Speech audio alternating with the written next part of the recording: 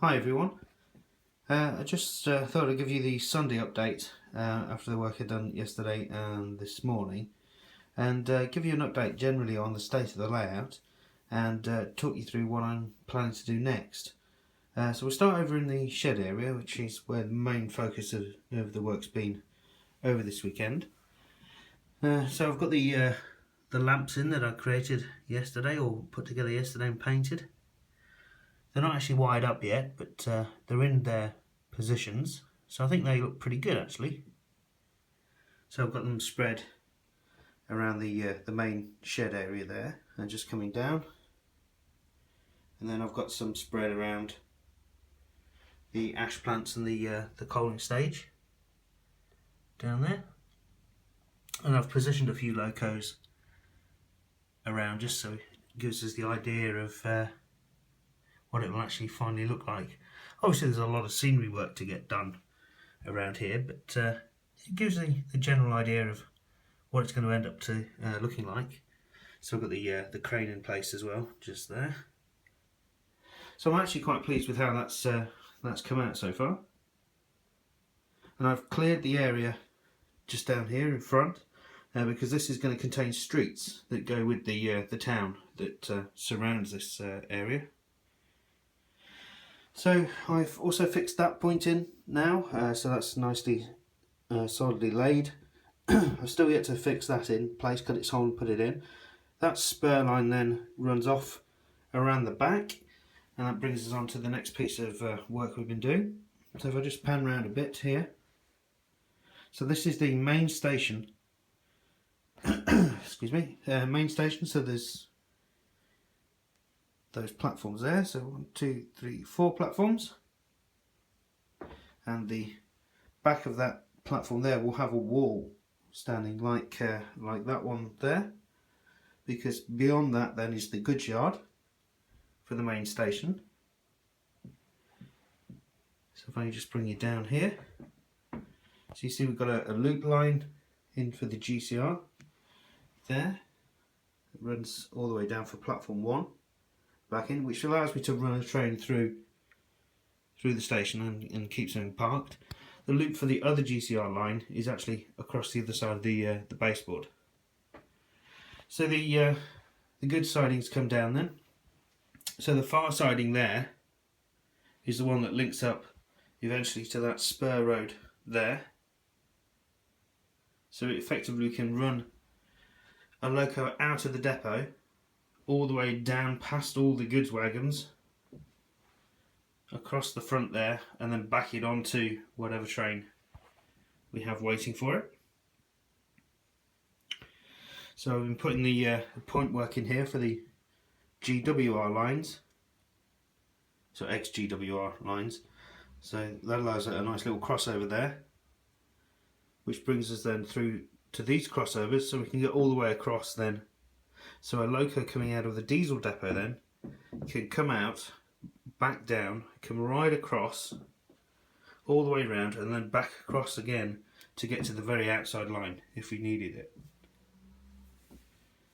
So it's a fairly complex point work around here, all with holes drilled for the point motors. Then we have a factory unit that's popped up in the corner with its own private siding, running down there, and that doesn't actually link in with the main lines at all.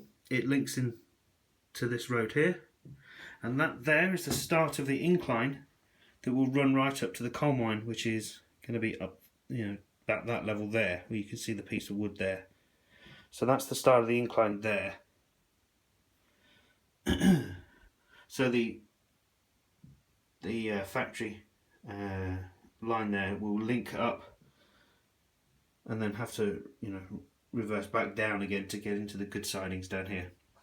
So there's no direct link to the main line. So we'll just come around a bit more. So here's the diesel depot, the small diesel depot. That signal box is not staying there, by the way. So we've just got a 4-track diesel depot. Got some diesels in there at the moment.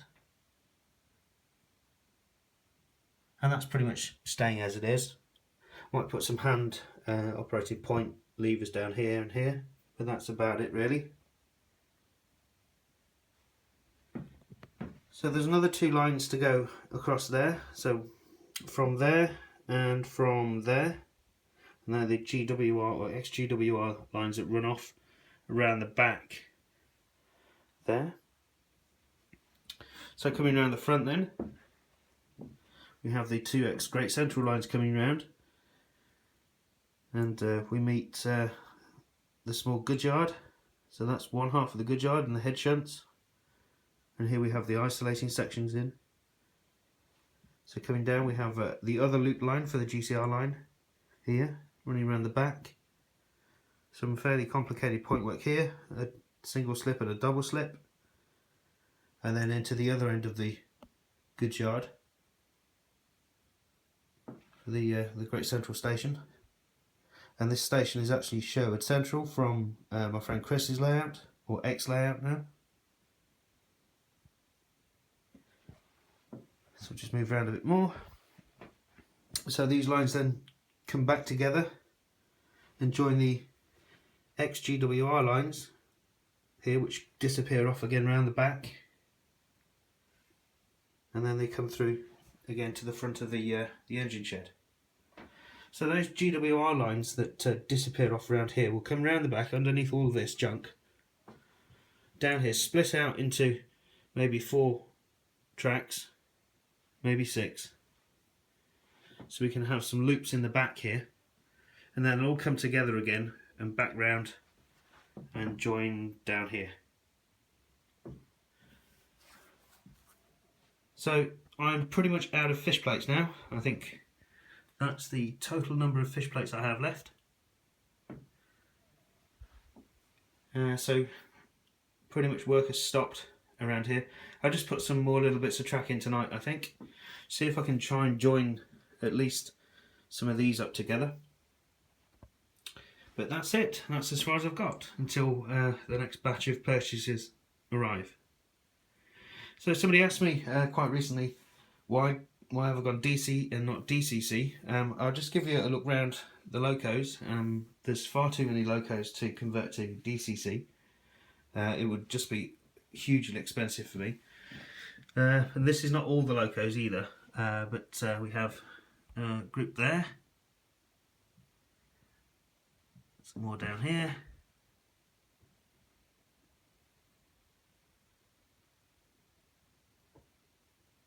And then, of course, what's on track at the moment.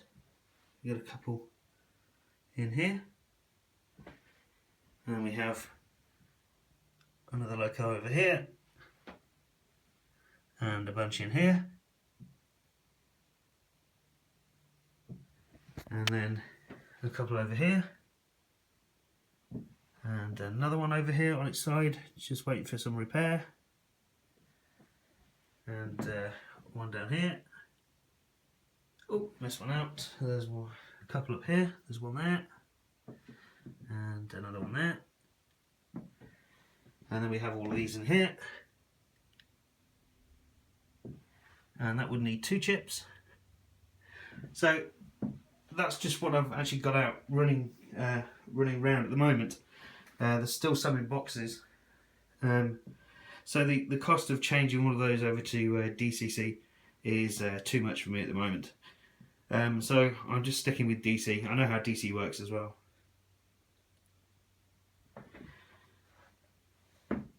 So I'll give you a quick look at the control panel. It's not really changed. But there's the control panel for the GCR section. And the controller panel there. So there'll be a controller panel built for across there that will control that section, and another control panel that will go across here that will control that section down there, and then another control panel here that will control all of that up here. So in addition to what you can see, we're also going to be putting the coal mine in, which will run across the top and effectively make a lid for the loop lines around the back, so you won't be able to see those eventually. And that's what that incline that runs up from here is all about, getting up to the coal mine. So as you can see, I've still got a fair amount to do.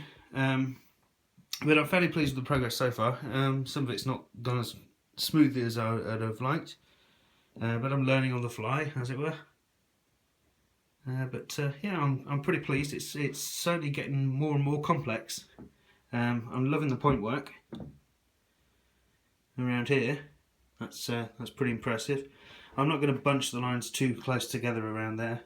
That's all the lines that are really going to be in there. Might put one more in, but that's about it. So nicely spaced out across there.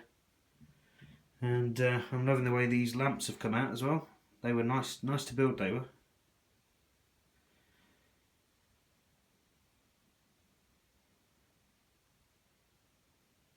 And there's all the point motors that's still going to go in. I've run out of point motors as well. I've counted for all of these, and I think I'm about 25 short. So I've still got to get some more of those, but I can do those in dribs and drabs. So that's pretty much it for me then, for today, or for this weekend actually. I just thought I'd give you a quick update on the entire layout. Well,